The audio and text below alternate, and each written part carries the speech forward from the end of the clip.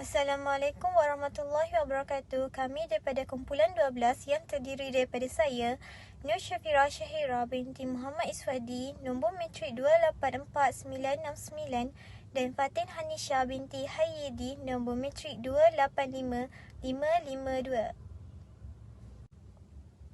Dalam tugasan 3, saya akan menerangkan sedikit sebanyak tentang treatment yang bersambung dengan tugasan 2, iaitu yang bertajuk Pian Anak Bario. Okey, di sini didapati terdapat 13 scene yang telah diciptakan, yang mana scene 1 berlaku di siang hari dan internal di bangsal kayu ladang nenas. Terdapat juga kesan bunyi siulan burung bagi menunjukkan scene tersebut berlaku di hutan atau menunjukkan suasana. Seterusnya, scene 2 dan scene 3 menggunakan transition fade in bagi menunjukkan situasi ataupun keadaan yang baru, dan untuk scene 3 diakhiri dengan zoom in kerana Pian mengucapkan kata syukur di akhir kerana memperolehi keputusan yang cemerlang dalam SPM. Scene 4 pula berlaku di siang hari EST depan rumah Desa Pak Umur, manakala scene 5 menggunakan transition cut to bagi menunjukkan peristiwa baru dalam babak tersebut. Scene ini menggunakan internal ruang tamu rumah Pak Jawan di Desa Pak Umur pada waktu malam serta kesan bunyi suara televisyen pada permulaan babak bagi memberi kesan suasana sebenar kepada watak tersebut yang mana berada di ruang tamu. Selain itu, untuk masuk ke scene 6 menggunakan fade in dan EST bangsa Telaga Air Marsin Bario pada waktu siang. Scene yang seterusnya ialah scene 7 yang menggunakan EST depan rumah Pak Jawan, kampung desa Pak Umur dan cut to kerana babak yang baharu dan diakhiri dengan fade to black.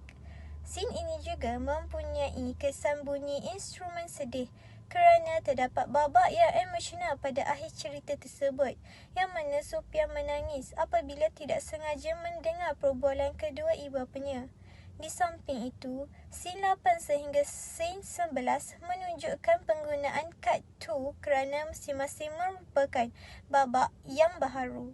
Namun begitu, pada scene 10, kesan bunyi burung digunakan kerana ia berlaku pada waktu pagi bagi menampakkan kesan yang realistik.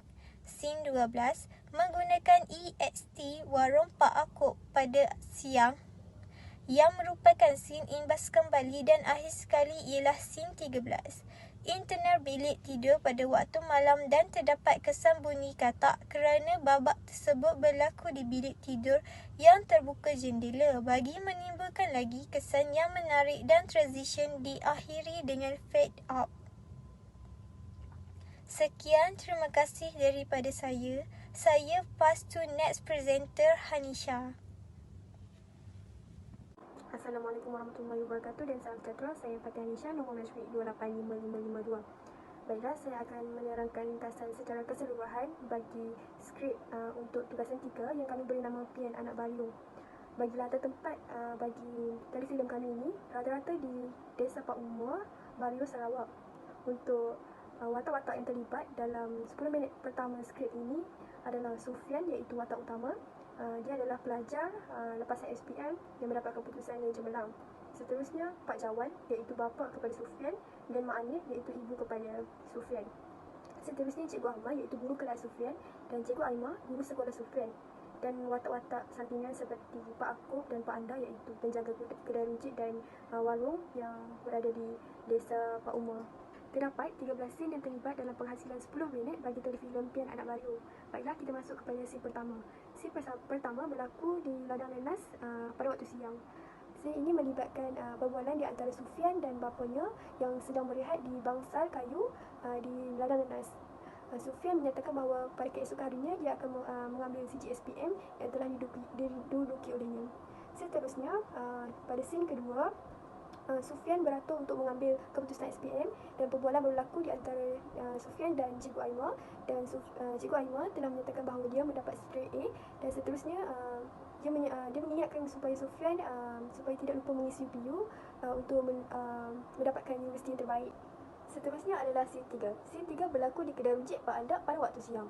Scene ini bermula apabila Sufyan berlari ke kaunter pembayaran untuk bertanyakan kepada Pak Andak sama ada dia mendapat apa-apa jenis surat, dan Pak Andak menghulurkan satu surat yang dihantar oleh postman pada hari semalam. Dan apabila Sufyan membuka surat itu, dia mendapat berita bahawa dia mendapat tawaran ke Universiti Malaya. Scene selanjutnya adalah scene keempat. Scene ini berlaku di depan rumah Desa Pak Umar pada waktu siang. Scene ini bermula apabila Sufyan berlari mendapatkan ibunya untuk menunjukkan surat tawaran. Dan seterusnya, dia menyatakan kepada ibunya yang dia akan menunjukkan surat tawaran itu kepada bapanya pada malam hari. Scene 5. Scene 5 berlaku di ruang tamu rumah Pak Jawai di Desa Pak Umar pada waktu malam.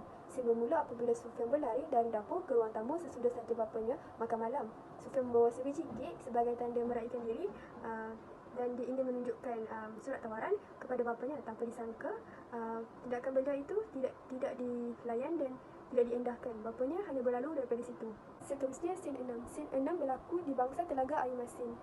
Scene ini berlaku apabila Sufyan membuka perbualan dengan bapanya dengan bertanyakan kepada bapanya tentang tindakan yang dilakukannya semalam, iaitu mengabaikan berita tentang surat yang diberitahu oleh Sufyan.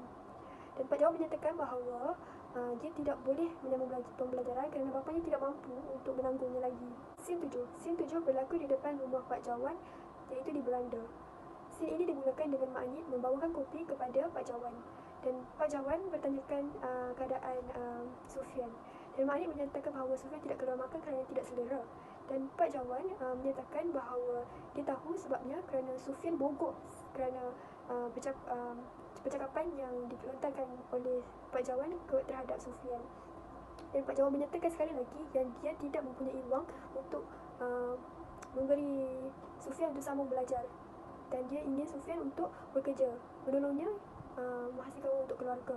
Scene 8. Scene 8 berlaku di Jalan Desa Pak Umar pada waktu siang.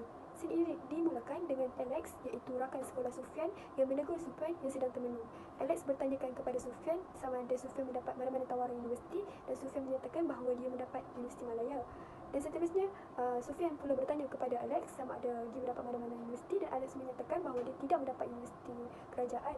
Akan tetapi, bapanya ingin menampung pelajarannya untuk belajar di universiti swasta. Seterusnya, scene 9. Scene 9 berlaku di sebuah sungai kecil pada waktu siang. Sufyan duduk di tepi sungai kecil sambil termenung. Scene ini merupakan scene VO, voice over, di mana Sufyan bertanya pelbagai soalan sambil melontarkan batu ke dalam sungai.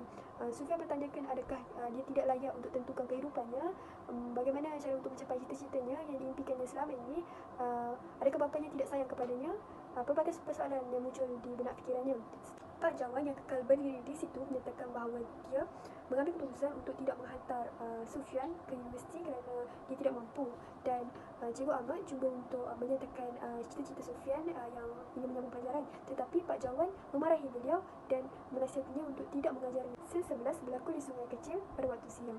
Scene ini dimulakan apabila Cikgu Ahmad menghampiri Sufyan yang duduk termenung di tepi sungai, dan Sufyan bertanyakan adakah orang sepertinya tidak boleh berjaya, dan Cikgu Ahmad menyatakan dia boleh berjaya asalkan dia tidak putus asa dan sentiasa berusaha. Belum sempat Sufyan hendak mengadu selanjutnya, tiba-tiba Pak Jawan menghampiri mereka kerana Pak Jawan telah mendengar perbualan mereka, dan Pak Jawan memarahi Sufyan dan mengarahkannya untuk pulang, dan memarahi Cikgu Ahmad kerana memandai-mandai untuk menasihati anaknya. Dan seterusnya, Pak Jawan beredah dari situ. Seterusnya, scene 12. Scene 12 adalah scene yang berlaku di warung Pak Akub pada waktu siang. Scene ini merupakan scene imbas kembali di mana Alex menghulurkan surat atas nama Sufyan kepada Cikgu Ahmad. Dan scene terakhir adalah scene 13. Scene ini adalah scene di dalam bilik tidur Cikgu Ahmad pada waktu malam. Scene dimulakan apabila Cikgu Ahmad tidak dapat mengelakkan mata, dan dia teringat akan surat yang diberikan oleh Alex atas nama Sufyan. VO surat. Kehadapan Cikgu Ahmad, saya nak berkongsikan dengan cikgu, saya buntu, saya betul-betul nak sambung belajar, tapi saya juga perlukan restu ibu bapa. Dan dalam surat ini, Sufyan ada bertanya tentang bagaimana cara untuk mendapatkan hati bapanya, Pak Jawan.